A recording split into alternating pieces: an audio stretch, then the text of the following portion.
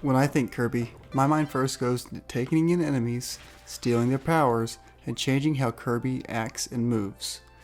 Funny enough, this theme kind of bleeds into Kirby's games themselves, as it always seems Kirby is doing new things, maybe even comparable to Mario's variety. Kirby has raced, fought, jumped, puzzled, and even kinda golfed. Kirby feels like Nintendo's low-stakes experiment for a game idea when they don't quite feel confident enough in it to sacrifice our favorite plumber. Don't get me wrong, I like me some Kirby, but I can't say I love every little Kirby spin-off that comes out. Kirby's Dream Buffet is a new racing and minigame focused Kirby spin-off that is themed around Kirby's favorite thing, food. The name is somewhat of a spiritual successor to Kirby's Dream Course, but this is a whole new path for Kirby. I'm going to break this video into 3 categories. Is it fun? Is it worth the price? And is it good?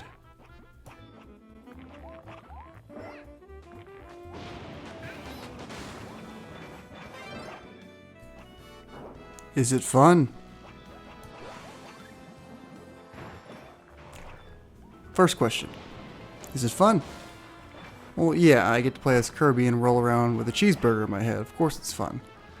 The game is simple. It's move with the stick and jump with the B button and the occasional right bumper for items. The game is responsive and snappy, and it hits the very necessary fun to move around metric for me. Now, I say all this with the assumption that the online connections are solid and you are not watching Kirby move 1 frame's worth of movement every couple seconds. I'll get more into the structure of the gameplay in a bit, but base level, yes, I think the game's a lot of fun. Outside of the base gameplay, it's mildly fun to decorate your cake in the startup area. You level up pretty much every round, unlocking more and more costumes and colors from Kirby's history to play as. You also unlock artwork in the form of these little cookie things that admittedly are fun to look at and give a cool look at different things from every Kirby game.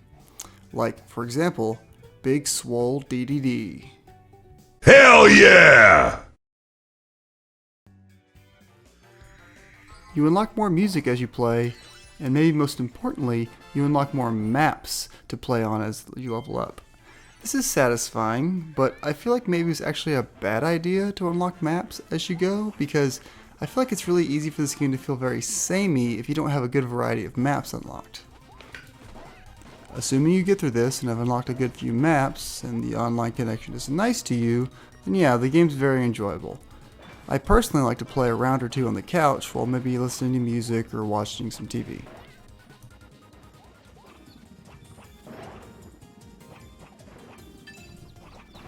Is it worth the price? When Kirby's Dream Buffet was first announced, very little details were given. No release date, no price, and only some gameplay you could make some assumptions on. Then, with about a week's notice, it was given a release date of August 17th for $15. The big sticking point here for most people was that $15 price tag. I think a lot of the early conversation around this game assumed it would be the Fall Guys, but Kirby. So people hoped and assumed that it would be a free game. As nice as this sounds, this is Nintendo we're talking about, and they charged $10 for Mario Run. For the record, I like Mario Run and did not hate paying for it. But we have to be honest with ourselves. Nintendo wants to use their IP to make money, and they know it's going to work even if we disagree. I mean, look, at the time of this recording, the game is #1 in the eShop 2 weeks after its release. So that was a lot of beating around the bush, but do I think it's worth it? Short answer, yes. This game is what I needed it to be for me. A quick to pick up, simple, fun game. I didn't have to win to have fun. I don't have to play with friends to have fun. Just rolling around as Kirby in a goofy outfit is fun to me, and I've spent $15 on a lot worse. I do think the game may have spent more time in the zeitgeist and maybe even pushed some Nintendo Online subscriptions had it been included in that online subscription, similar to Tetris 99 and Pac-Man 99. It even would make some sort of sense with a bulk of the yearly subscriptions lapsing in September, so a good fun, free online game in August may have convinced some less confident online members to stay aboard. So at the end of the day, who knows? It's up to you. I think in my silly brain, $15 does seem a whole step and a half more than $9.99, which I think would have been a very fair price for this game. But that seems to be a little too low to hold Nintendo's pride. That being said, maybe just buy it one day when you have a buddy over and spend $15 having a good time playing games. Or just spend your $15 on some pizza and breadsticks and play something else. I can't tell you what to do.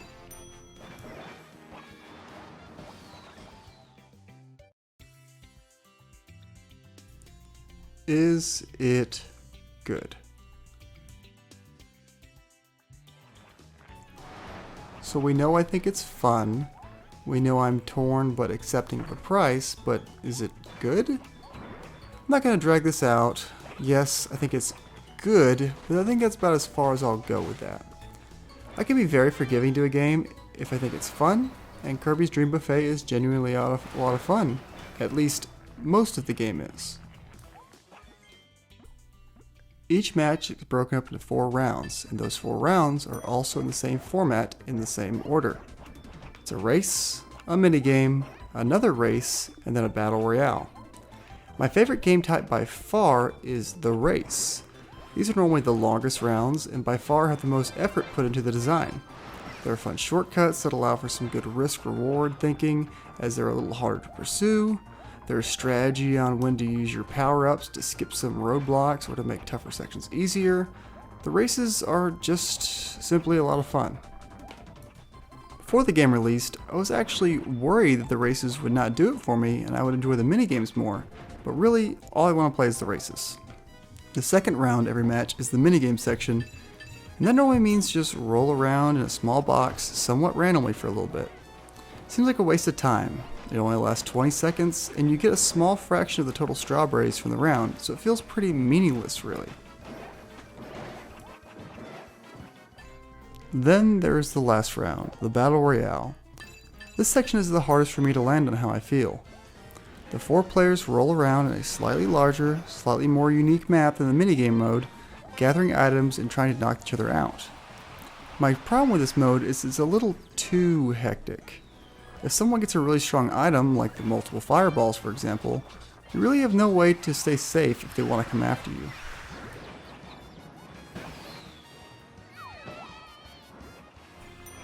Oftentimes I would win both races and go into the Battle Royale with a strong lead, and then just catch a bad break on the Battle Royale.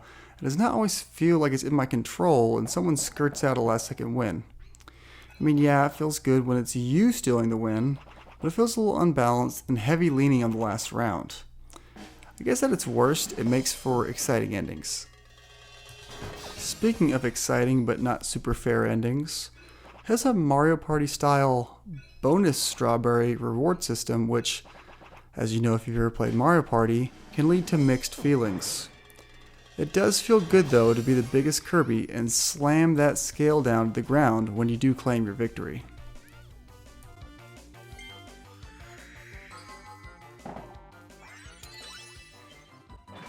So, too long didn't listen.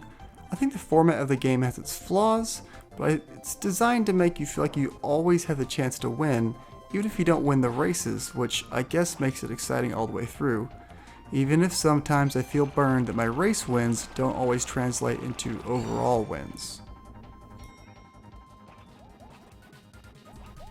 So there you go. In my opinion, Kirby's Dream Buffet is exactly what it looks like. A simple yet fun time waster, and that's fine. I don't think you're going to put 100 hours in this one. I don't think there's ever going to be a big streaming scene or a big competitive scene in this game. But you know what? Still a good time. It has its problems, it struggles much like any other Nintendo game with lag and connection issues, but when it's working, I like it a lot.